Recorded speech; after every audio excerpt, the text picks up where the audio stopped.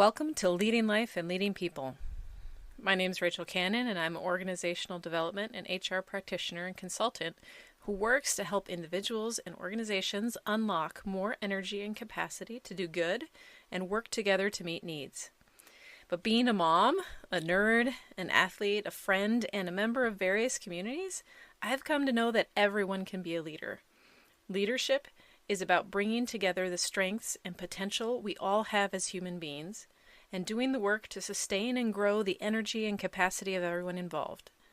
Whether that's you as a leader in your own life or you as a leader in family, with friends, community, or in the workplace, you can have a role to play in bringing life to your circle of the world. There's so much we can do together.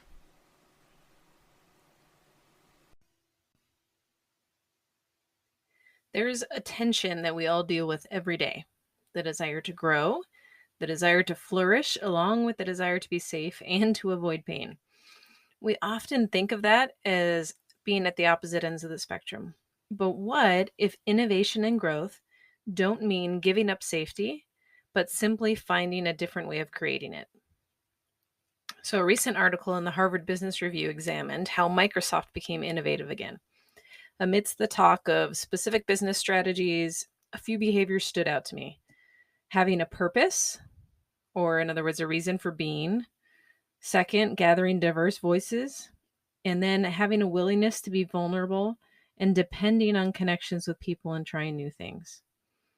Now, we could talk a lot about each of those behaviors, but the first two, having a purpose and gathering diverse voices, have had lots of research and are common in talking about how we lead in life and how we lead people. There are some key ingredients, though, for them to be effective. Purpose has to be deeply felt, and it truly has to drive decision making and action. Or it's just really an empty slogan. I'm sure you've experienced that, where leaders talk about something, but it doesn't really drive what they do every day. Gathering diverse voices is also a key ingredient for innovation because it allows for the integration of diverse perspectives, experiences, and needs to create something new, something that wouldn't have been created by any of the group on their own. But many organizations do work on purpose and they do gather voices, but they still don't quite get to a place of innovation and growth. In the same way, a lot of people work on their personal purpose and they might set resolutions and goals that just never seem to get traction. So the third ingredient is really what brings life to the other two.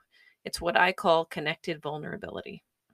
Now, connected vulnerability is not about a place where we are not safe, but it is about creating a place where we are safe to take risks and to try new things.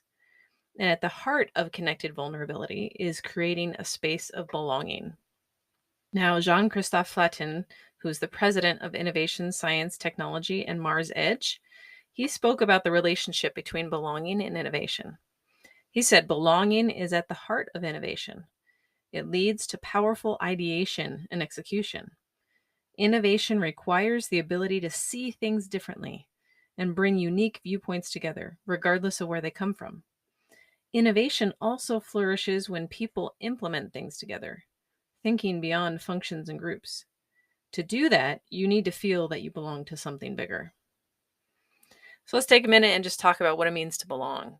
Belonging is when people are seen, they're heard, and they're valued.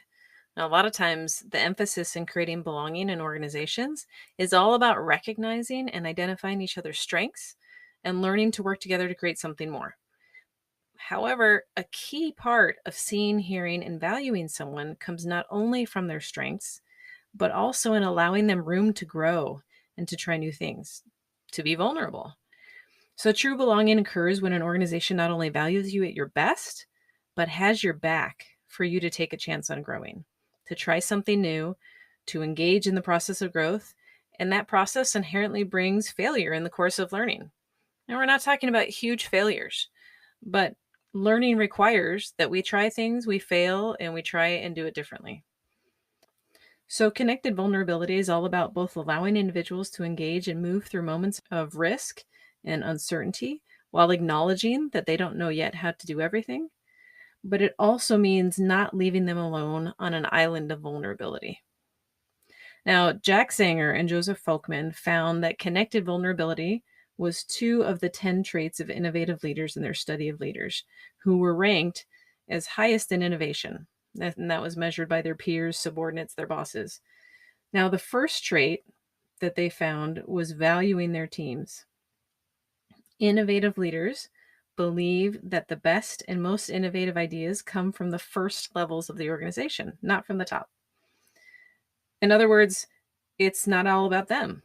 They don't think that they're the ones that have all the solutions. A willingness to be vulnerable can be fostered when leaders believe that their teams actually have something to contribute, rather than just being bodies for them to direct. And you probably all experienced this when leaders really just want to tell you what to do and how to do it, but they don't want to hear your ideas. That doesn't create a willingness to be vulnerable or a feeling of belonging. The second trait that was part of connected vulnerability that they found is called reciprocal trust. And Jack Sanger and Joseph Folkman said, innovation often requires some level of risk. Not all innovative ideas are successful. These highly innovative leaders initiated warm, collaborative relationships with the innovators who worked for them. They made themselves highly accessible.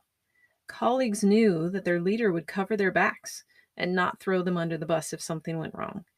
People were never punished for honest mistakes. Now, these 2 traits, valuing your teams and establishing reciprocal trust, were 2 of the 10 traits that were found in this study. But let's consider what happens to all the rest of the traits if you take away connected vulnerability. The other 8 traits that they found included displaying excellent strategic vision, having a strong customer focus, displaying fearless loyalty to doing what's right for the organization, being persuasive, excelling at setting stretch goals, emphasizing speed, being candid in communication, and inspiring and motivating through action. Now, all of these traits are ones that you or leaders in your organization might be more comfortable with.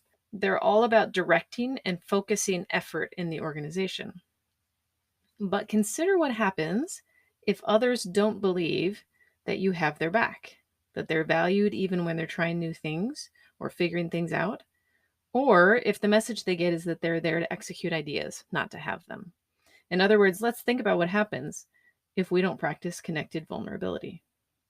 When that occurs, you have an organization with a limited capacity for innovation because the set of inputs for new perspectives, the diverse experiences, is vastly smaller. It's really just concentrated only in the senior leaders. They don't reach out to their teams. They don't tell them that they have their back. They don't show that they value their ideas and experiences. You also have a space then where no one will try anything new or put themselves out there. Safety becomes the primary motivator in individual behavior rather than the vision that leaders are trying to force into the organization. So, what does all of this mean for leaders, managers, parents, and all of us in daily life? What this means for me is that I need to be willing to ask myself if I am creating a space of connected vulnerability where people are safe to take risks, to try new things, where they feel like they belong, they're valued, and that their process of growth is going to be supported and honored, and that I have their back. Think about using the following conversation starters. You can use them in any space of your life where you want to foster growth, you want to foster innovation, and trying things differently. And as you think about trying to create a space where connected vulnerability and belonging exists, use some conversation starters to express your desire for that space of belonging. First might be, I know that I may sometimes not make it feel safe to share your ideas or try new things. I want to apologize for, and then fill in the blank with any examples of ways you've reflected on that you may not have made it safe.